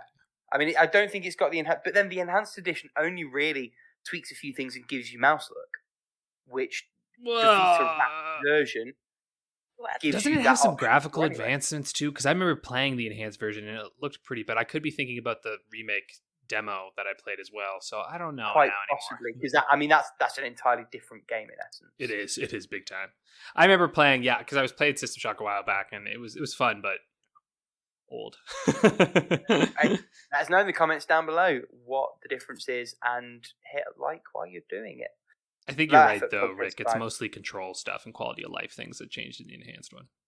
Which actually the wrapper seems to do. It's just a case of it pulling its files from the classic version. And it's not a slapdash thing. Like the control tooltips are mapped to what the Vita would be. They're not left over from the PC version. There's loads of things where it's done in a really smart way, and it's just mad from the perspective of I can't believe that this is a thing that someone has made reality. There's quite a few different ports of things like that. Like I plan to play Minute Fun Racer at some point in the future. That's been ported like that. Gato Roboto, various sort of VNs and other bits and bobs have been moved across. But I think System Shock is the single most baffling one, and also probably the single most compelling and interesting to me personally. So that's kind of cool. Another one that I've barely played but I want to talk about briefly is Luigi's Mansion for the 3DS. Boy, it looks pretty. I never played the GameCube version, so I don't have a point of reference, but it looks damn good. And you can tell that it was designed with 3D in mind because the 3D is lovely. It's kind of silly. The main reason that I want to talk about this game is because, and I want both of you to do this with me, if you go to How Long to Beat, a great website for any of you who aren't aware that allows you to see how long it might take to beat certain games. And if you search Luigi, you'll get a few games, including Luigi's Mansion, but also, right at the bottom, Waluigi's Taco Stand. Oh, yeah. I don't know what it is, but it's got a HLTB entry with like a picture. It says Nintendo 64. I think it's a ROM hack. It is a ROM hack, yeah. But I don't know what it's a ROM hack like of. I never looked further. I was just like, shit, that's a thing. I don't know what it is a thing of, yeah. But yeah, I mean, you'll hear me talk about Luigi's Mansion in the future, but I just kind of wanted to talk briefly about Waluigi's Taco Stand. Damn. Couple of games I'm still technically playing but have nothing to talk about. Risk of Rain 2, they're bloody excellent. The Witcher, as I was saying to Alex when we were doing setup earlier, I need to finish this game, and I've got a week off, so for fear of putting myself in a position where I'm going to be very embarrassed in a couple of weeks when I've fucking not touched it, I would like to try and get the game done in the next week or two, so we'll see how that goes. Next up, the Android game that I teased earlier, by the developers of Invento. It's called Golf Peaks. It's a turn-based golf game. Oh, yeah. I've heard of this one. And you play, instead of like a power meter and all that other thing, you have a predetermined sort of set of moves. Those moves are presented as little cards along the bottom of your screen, and they will have a space move amount, but also like whether they're just shots along the ground or chip shots. And there are various different terrains that interact with those move tiles in different ways. It's another great puzzle, and you can tell that it's the same creative minds because they do that wonderful thing of presenting a new idea and through gameplay teaching you how it works and the outer bounds of what that allows you to do and what things that changes for you. I did briefly revisit Bento, telling a friend about sort of Golf Peaks and the dev and what they'd done before. And it's stark when you play the opening few levels of Bento again, just how cleanly that is done and how valuable that is to get you into a puzzle game. Golf Peaks is lovely. It's like £1.80. It's a premium game, but it's the kind of premium game where you pay for it once and you get it, and you get a crafted finite experience, and I think it's amazing. If I'm picking nits, which I am, on the Samsung folding phone, sometimes it's kind of trimmed off in a way that you can't really see what you're doing. You have to open it up into tablet mode. But that's an edge case. The game itself is excellent, and for most people listening, will format perfectly correctly on your phone. And the game itself is fantastic. I've played a lot more of Days Gone in the past couple of weeks. I just found myself in more situations where I sort of vegged out in front of my TV with half an hour between things, and it's an easy one to dip in and out of. There's a lot of story to this that it really does take its time to get to, but is kind of compelling. And it's in contrast to the actual gameplay itself, which is pretty generic. It's every open world zombie thing that you've ever experienced. Now, that's not necessarily a bad thing. And probably not as bad a thing for me personally, just because I don't play many open worlds. I've been pretty selective with them, and actually, generally, when I've played them, I found them to be excellent. You know, I adored Ghost of Tsushima, had an excellent time with Shadow of Mordor, Those are some of the top of the field too. The latest Spider-Man also, but this is the thing. I don't play Far Cry every year. I don't really play GTA at all because I find the traversal boring as all hell. So when I play an open world, I probably get a much more novel interaction with it than most might. Even with that, Days Gone it's a little bit what's the word I'm looking for? Repetitive. The environment feels relatively well put together, but it also feels a little bit wide and shallow. You definitely rely a lot on the waypoint markers. There's not really a lot to do beyond sort of bouncing from waypoint to waypoint to waypoint. It also isn't very well put together in terms of level design and encounter design, I don't feel. So there's quite a few story missions where if you get there at the wrong time of day, it will like pan to the sky changing to the right time of day, which is fine for the odd thing, but also like a bit immersion breaking because you can see the dev going, that's not quite how it's supposed to be. You're playing the game wrong, you silly Billy. And the other one, the one that truly infuriated me, I went to a story mission and there was something I had to go and check out, and I went to check it out and it wouldn't let me interact. It popped up with a message: "You must be near your bike." So I went and got my bike and I rode my bike over, and it said, "Your bike must have more fuel." And only when I had brought my bike and refueled my bike would it let the scene play out. And I understand why, because the mission that followed required me to have enough fuel to do it. But then, if just you're going to give you the fuel to do it. Yes, yeah. It's, you know, even if you need to play a cutscene and be like running back to get my bike, or if you just need to pop the bike in, there are much better ways of setting that up, and it feels sloppy. I don't want to call it lazy because I do think the devs put a lot of time and love and care into this, as generic as it is, but it's definitely lazy and it's careless. And there's quite a few little things about the design of this game that come through like that. The moment-to-moment gameplay is really, really strong, particularly in terms of encounters. I actually found the gunplay super compelling, particularly since I've unlocked the pump-action shotgun. I've really enjoyed my loadout of like a sniper that I scavenged from a group of enemies that tried to ambush me with a sniper in a tree, that I had to then try and pick out with a pistol while three of his mates were coming at me with melee weapons. Using that and then pushing in with a shotgun, and then also having like a little sidearm pistol that you can use silencers on. And actually some of the best gameplay is using those silenced pistol shots in combination with like generic distraction throwables and a few of the other sort of bits and bobs you're given to move your way in and around the freakers. It is worth saying some of the game's possibly most unique content, i.e. dealing with freaker hordes, I've just not seen a lot of yet. And whether that's the game being confident in itself or whether that's the game just not pacing itself right, it's probably up for interpretation, really. But the fact remains that some of the game's most compelling stuff is way into the game, because I've played about 10 hours and I've not seen a fair bit of it. I'm still like picking my way into the story. And I think it's no wonder that a lot of people drop off before the game gets good, especially when you consider it when it came out and the state that it was in when it came out.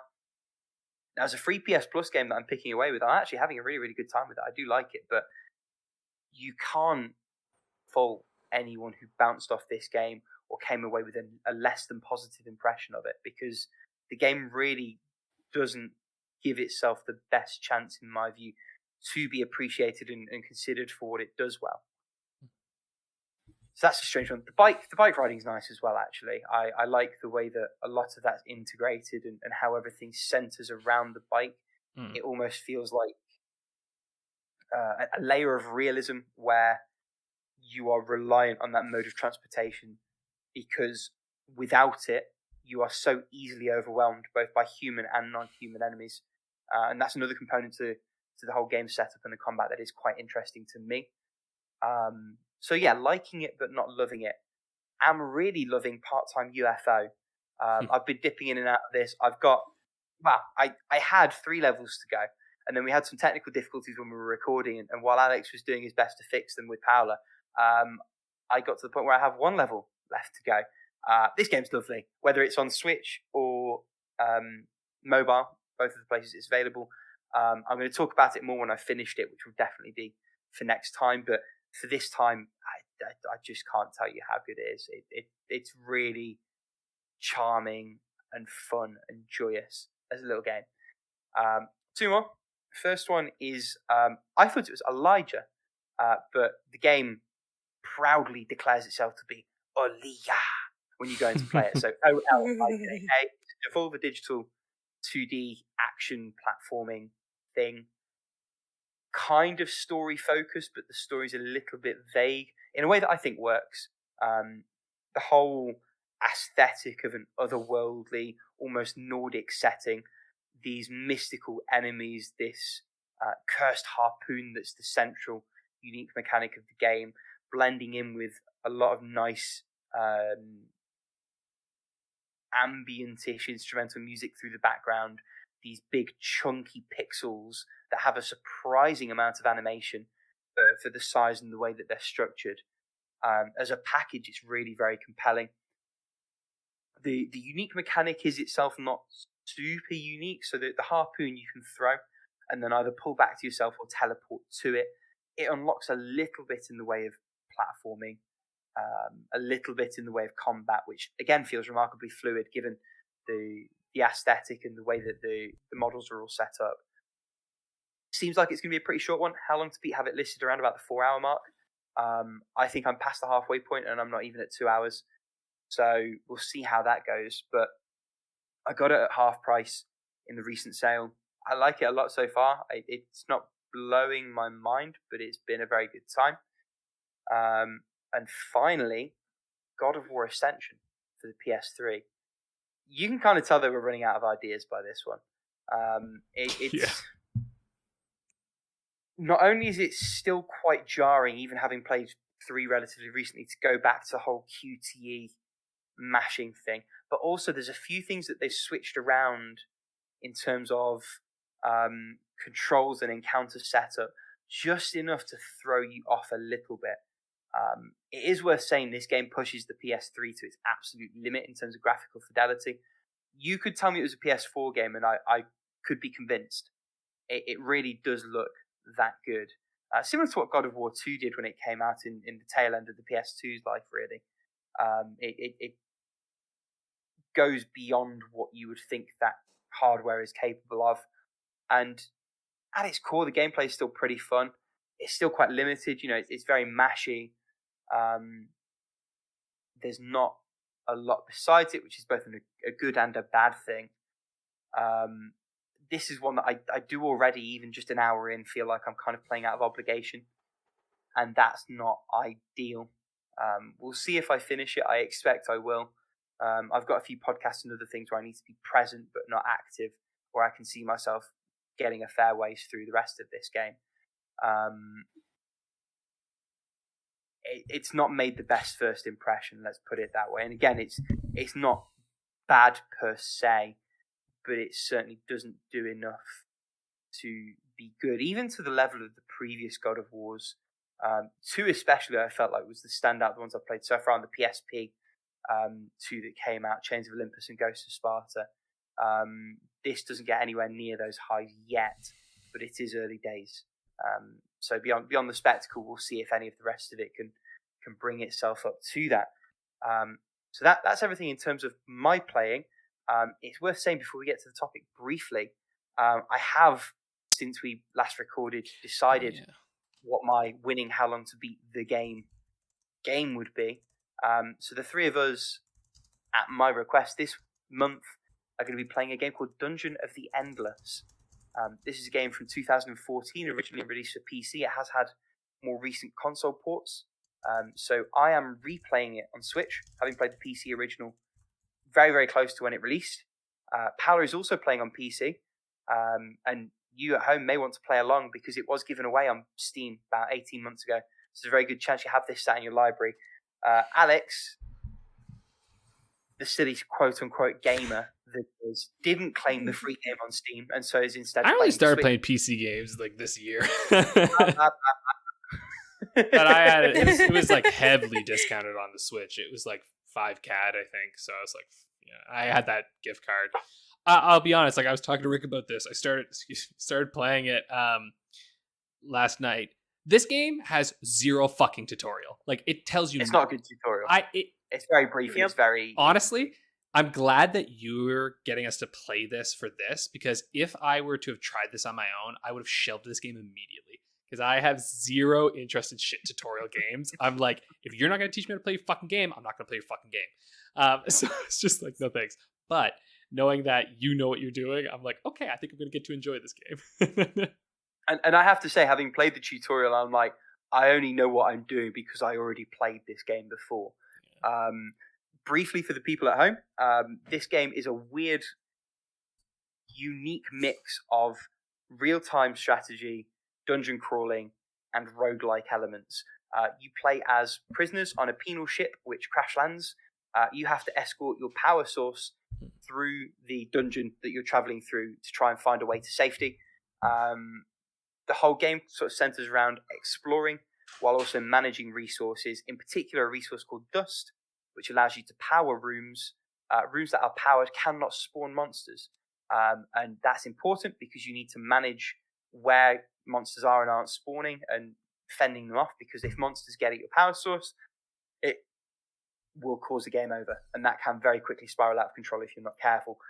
There's a lot of things tangential to that basic premise that the tutorial just straight up doesn't tell you.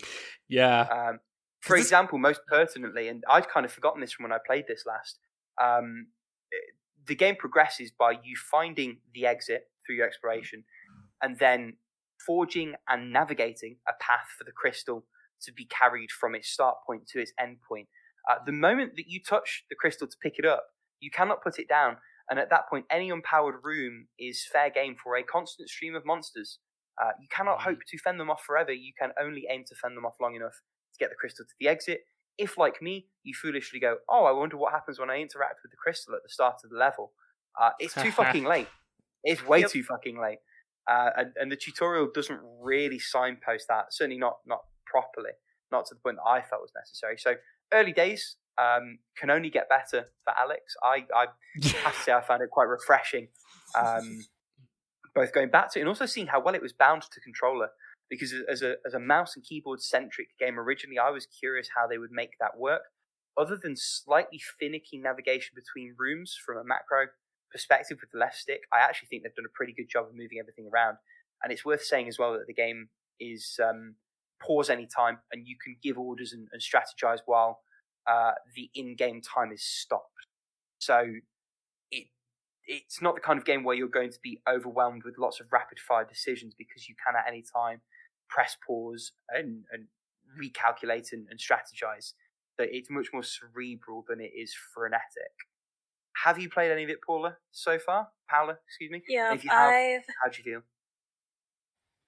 I remember playing this one, like, I think it was a year or two ago, with a group of people. So I do remember being told not to touch the crystal by any means before we had, like, a clear road. So I didn't get too fucked up that one. But I remember it being a lot of fun. I really want to now grasp, like, all the aspects of the gameplay, because, again, at the time, I was playing with people who knew what they were doing, so I didn't get to do much. But now I'm very excited because I'm gonna get to, like, the nitty-gritty stuff of the game. So we'll be talking much more about this in the next few weeks. We'll see if Alex figures out how to play it. we'll see if Alex figures out how to play it. You really need to figure out how to play it. And if anyone wants to play along at home, you are more than welcome. Let us know how it goes in the Discord, on the email, in the comments, on the forums, wherever you can find us. Yeah, and if you have played it, send me all your tips and tricks, please. I will happily consume them. Well, why don't we jump into our topic then for this week, which is negative video game tropes, or just, I guess, tropes in general. So, like, this was one that was brought up by the Resident Cock. which I have to say every time, Matt. I just Mr. love Roach. you, buddy. Yeah, Mr. Roach.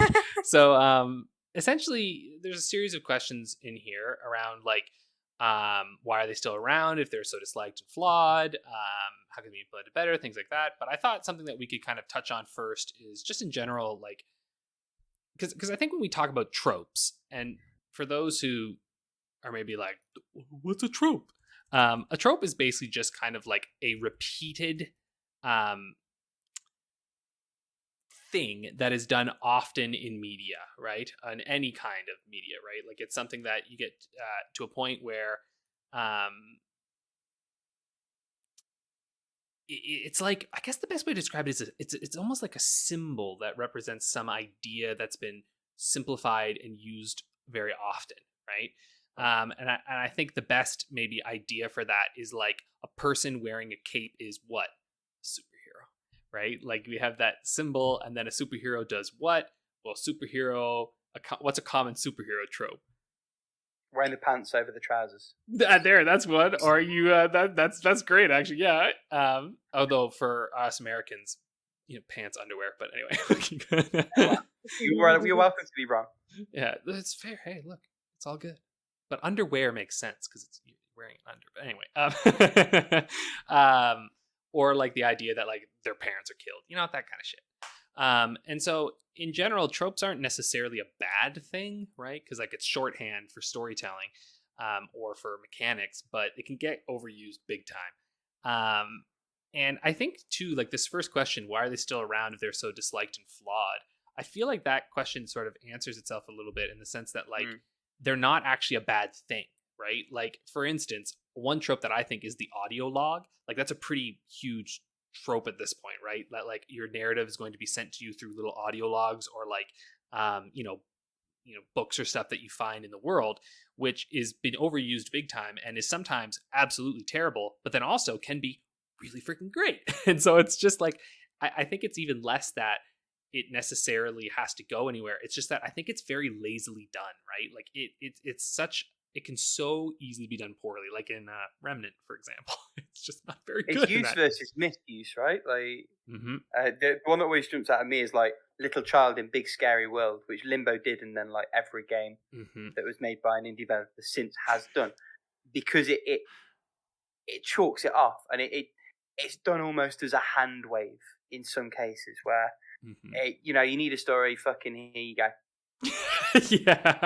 Yeah. And then that's the thing. It's laziness. It's misuse. I also think too, actually, something you were talking about earlier, the open world, right? Like all game must be open world. It's like, oh my god, yeah. We're already getting open world fatigue by this point.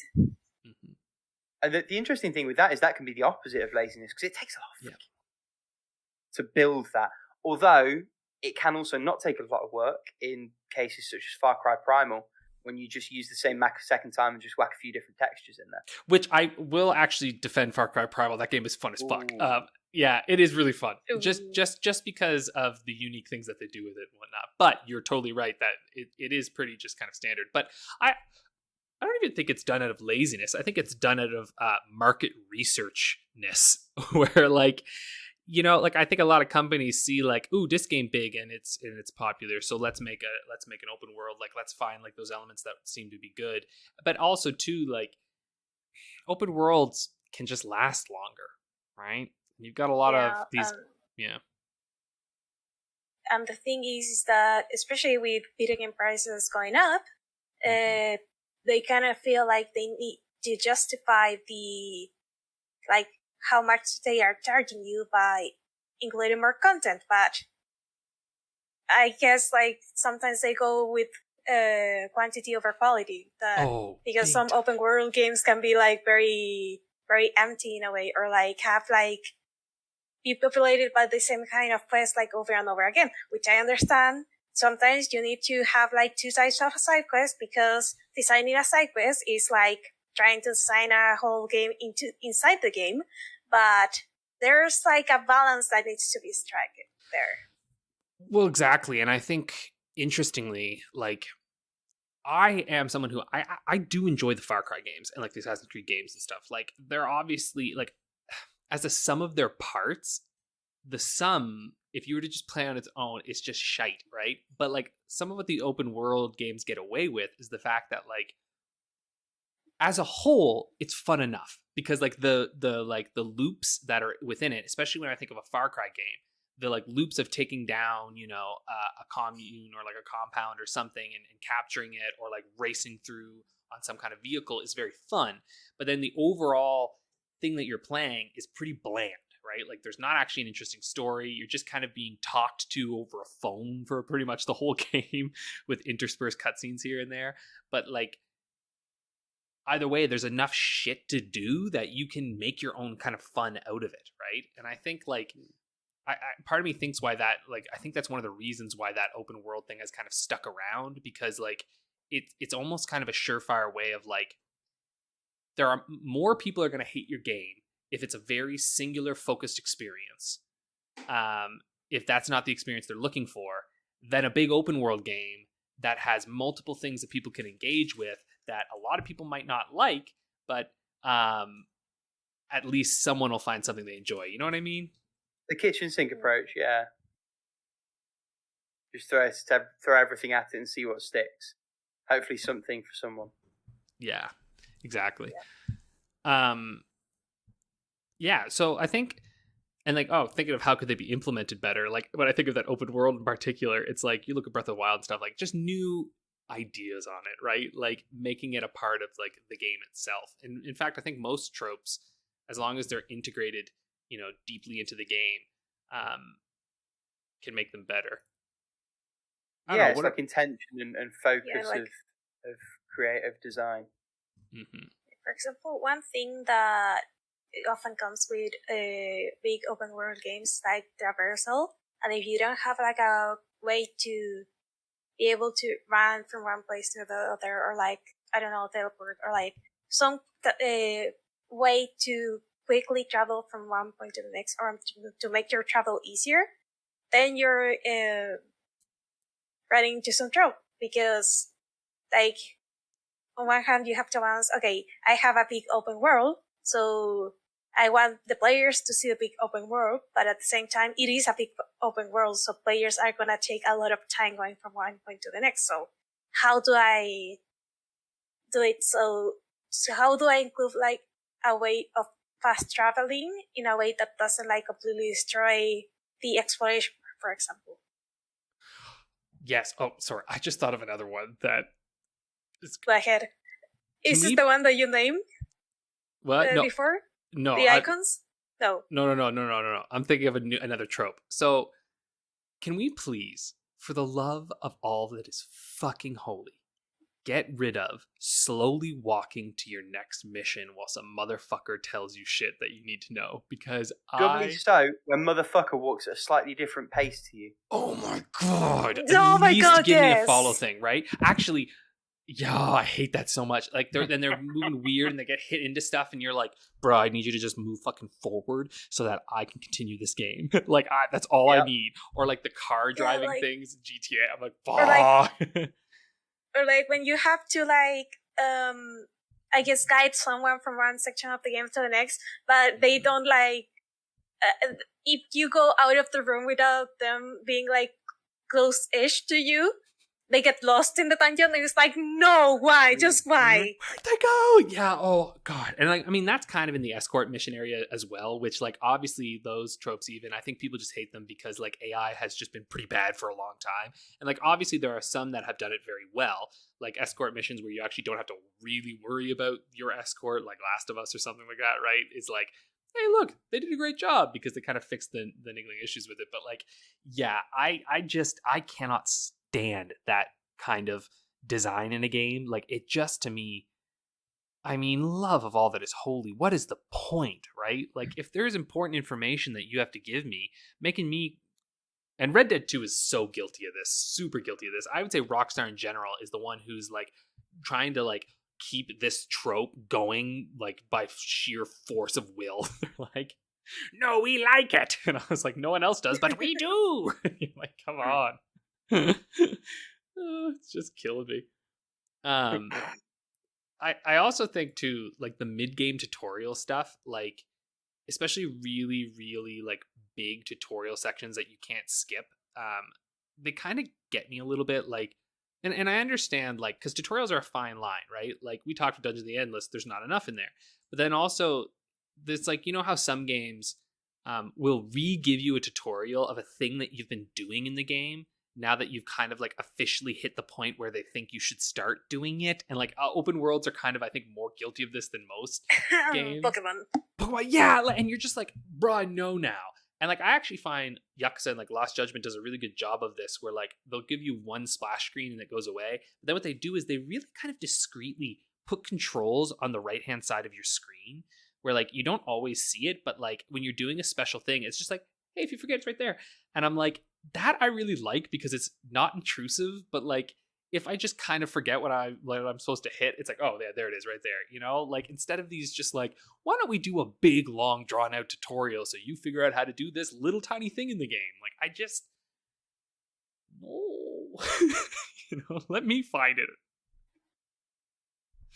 Another thing that is like kind of interrupts your game in a way is like, I have nothing against the trope of random encounters as long as they are executed like well, or like, for example, in Bravely Default, as much as I don't like what they did like halfway through the game, the combat was very fluid and was very quick. Persona 5. I have a lot of things to say about the game, but again, the combat is very fluid, it's very fast-paced, even though it is turn-based.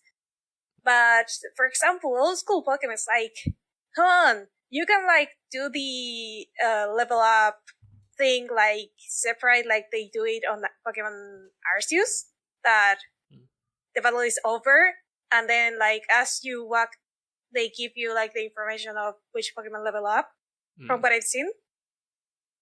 But having to just wait for all that information to just sink in slowly, because they do it like very, very slowly, it kind of gets on my nerves when, especially when they're, I don't know, you take a step and you get another random encounter, that there's no cooldown.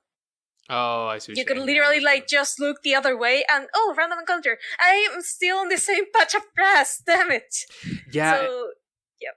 And I think that's something that like, that's one that's really gone away, fortunately. Like people have kind of really stepped away from the like constant random encounters. And there's got to be something about the programming that's done that, because I don't know exactly what it was, but I feel like back in the day, and I don't know, I would love to know people who maybe know some of the background on this stuff, but it almost seems to me like they're rolling some kind of like, you know, dice for better terms of it, every step you take in those grasses with like probability counters going up, so that like literally just it seems like it's tied to you hitting the input of moving, right? Because like you said, there's times where you can literally end a battle and then you hit the move button and you're back in a battle, and it's like, what? Right? Like, what is happening? Yeah, like I think at the very least for Pokemon, it is like a fixed probability.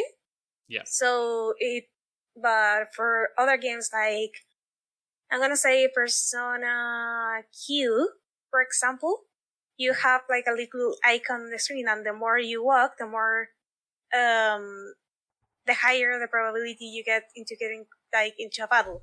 But that probability is not unknown; it is shown to you, and I guess it has some kind of like a timer going with it, because it has to reach like it has to go like from green to red, before you get another encounter.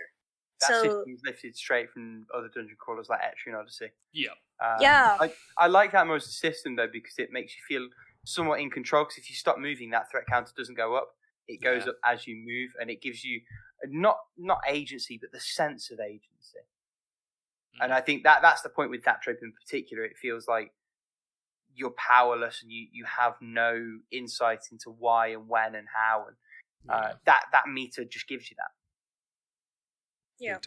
Big time. I also have to say that Metroidvanias are very guilty of this, but like the at the nth hour, let's get rid of all of your abilities moment, I just fucking kill me. Like, when games do this, I'm just like, oh, okay, here comes this section. Or like, and they'll often pair it with like a really slow crawl, like you've been injured, you know, that trope where like you're hurt and now you can't move fast and you're just like, ugh, I have to inch forward to this next random marker that will continue the story. And also I don't have my powers anymore. I hate that. And I'm like, Cinematic. right, it's the cinematic issue. And you know what? I think we could tie this in with QTEs, because I feel like QTEs came along with the cinematic idea where they're like, we want to do these really cool set pieces, but most gamers are pretty bad at these games. So what do? Put in button presses while we play a cool cutscene, you know? And that one at least is going away with the whole accessibility thing. Like Guardians of the Galaxy, that I know we both played. I don't think you played that, Paula, but you absolutely should. It's just giving you the option to fucking turn them off. Oh, it's so nice. Yeah. That game was so much better without them. I was like, oh, this is beautiful. I tried to think what it was like with. I never found out. I turned them straight off and I never looked back. I played a little bit of it with them and I was like, I don't like this. I get that. Yeah.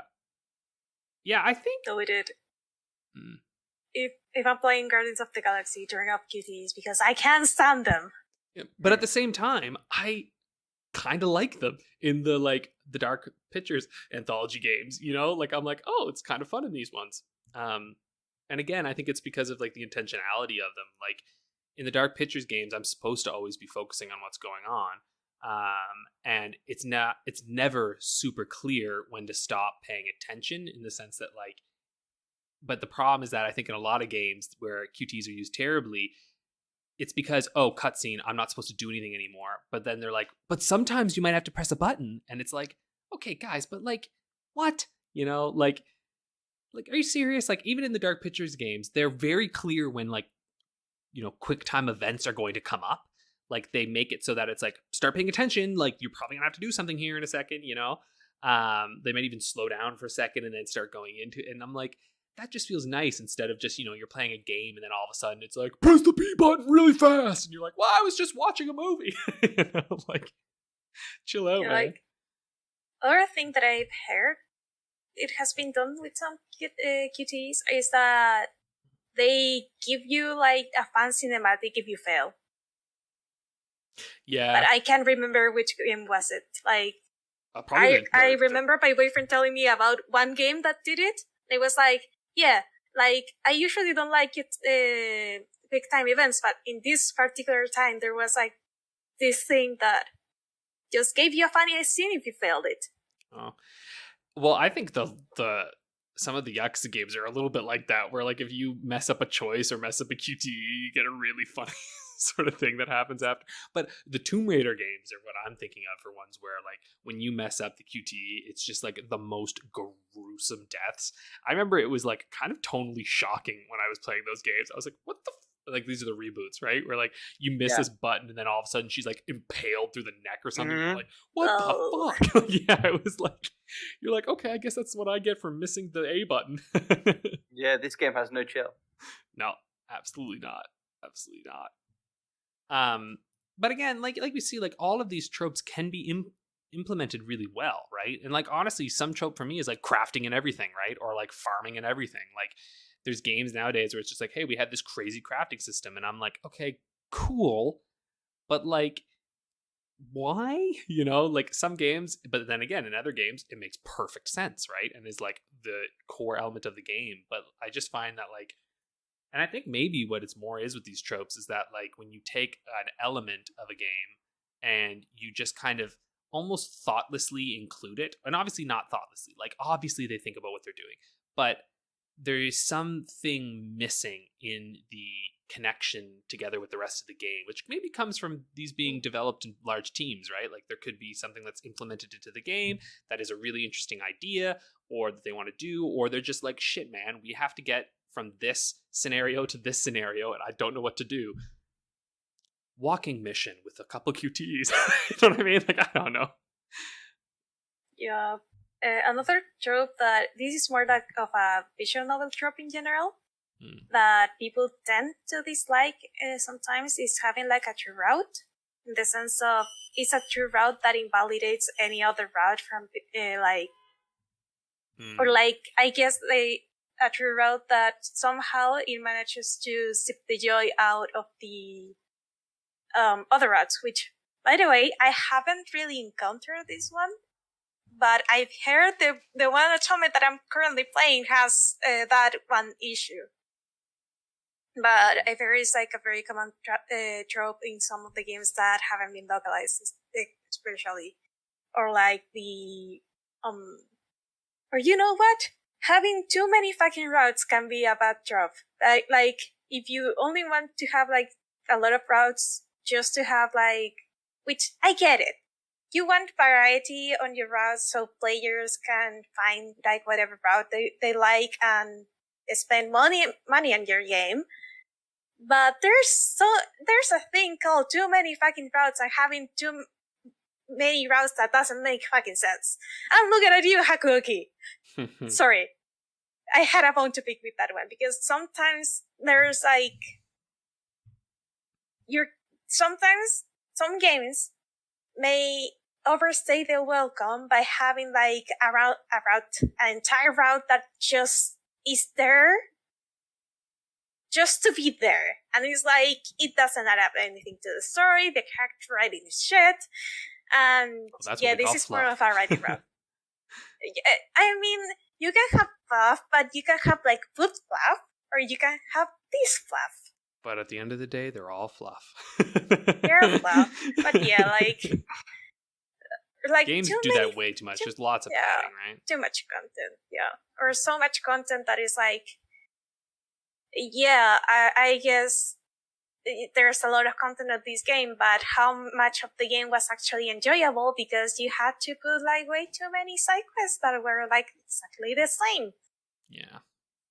I mean, that's got to be the ultimate negative design trope, content for content's sake. Yeah. Ain't that the truth? Well, shall we venture on then? I think we hit a lot of tropes here. I mean, if there's some tropes that you're thinking of that we didn't talk about, let us know. Send us a message. Who knows? Maybe we'll take this up again at some point. Because there's still a few questions we didn't hit on. Which maybe that is a how long to beat trope. Not getting through our topics. Yeah, don't at us like that, man. Or do at us like that. I don't know. Shall we move on to how long to beat the game? I think Paula, is this your turn for this one? It is. Your name is starred.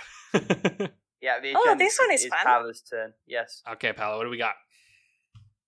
Senran Kagura Burst. Okay.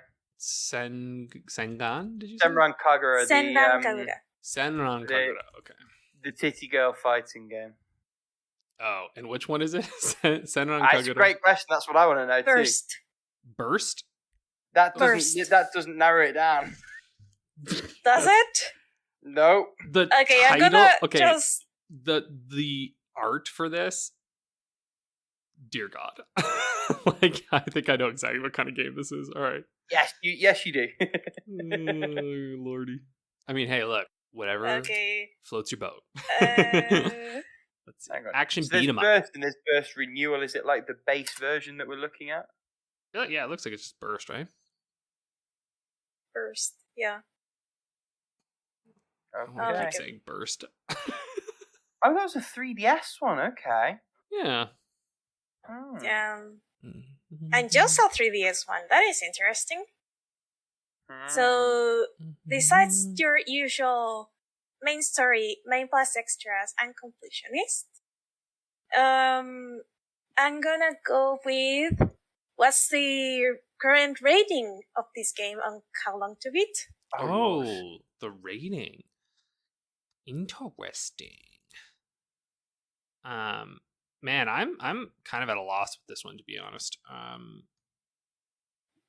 never played any of these games.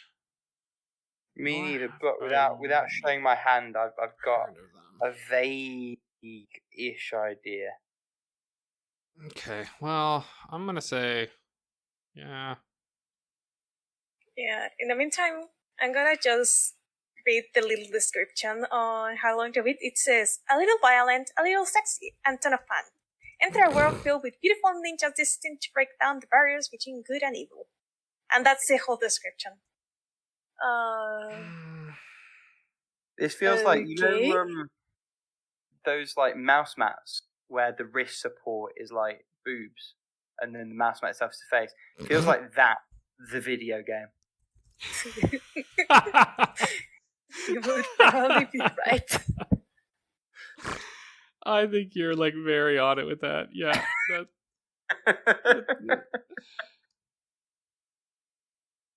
Okay. we're I'm waiting almost for there. I'm almost there. Alex. Sorry, I'm almost there. I've already sent mine, so it's all on you, Alex. All right.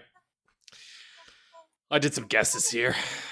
I feel like I haven't been doing super hot on these. I did pretty well last week, I guess. But all right. I mean, you're doing better than me, so... Currently in the lead, man. By 1 point. Okay, yeah. After that was one game. Yeah, I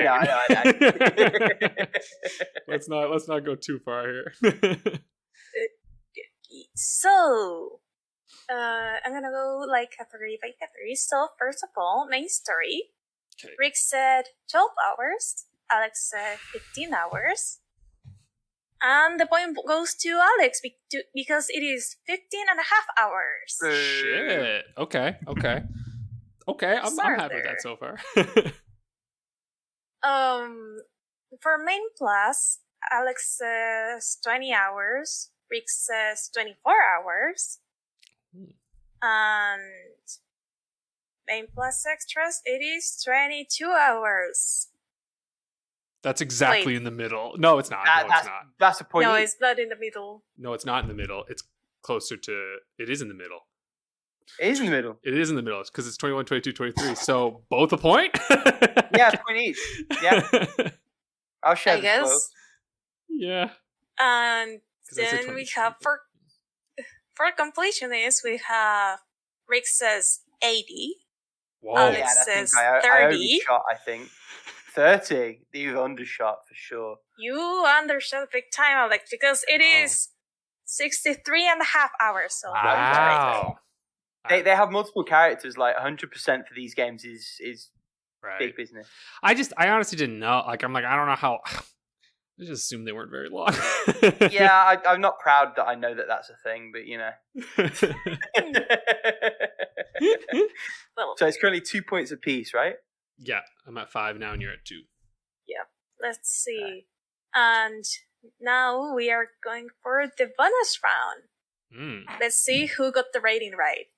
So, This is a big why are guess. you laughing so much? I almost guessed something else for this. I was really close to putting a certain number. As I my bet what guess. you almost guessed is what I actually guessed. It's I think what that, you guessed. So- I should have. Okay.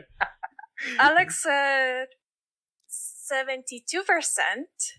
Rick went full.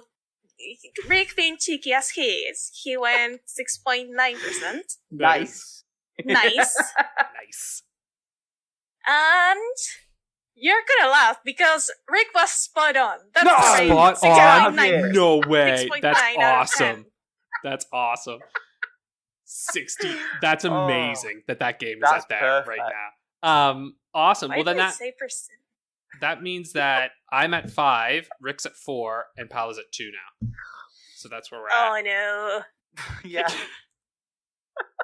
It's okay, Paula. You still got a long time to get up there. Oh dear. I And want to around get up next week to claw the points back. You could clean sweep it and take the lead. Yeah, who knows, guys? It'll be my round next week, so we'll see what happens. All right, thank you all for tuning in for this week's episode. We'll see you next time.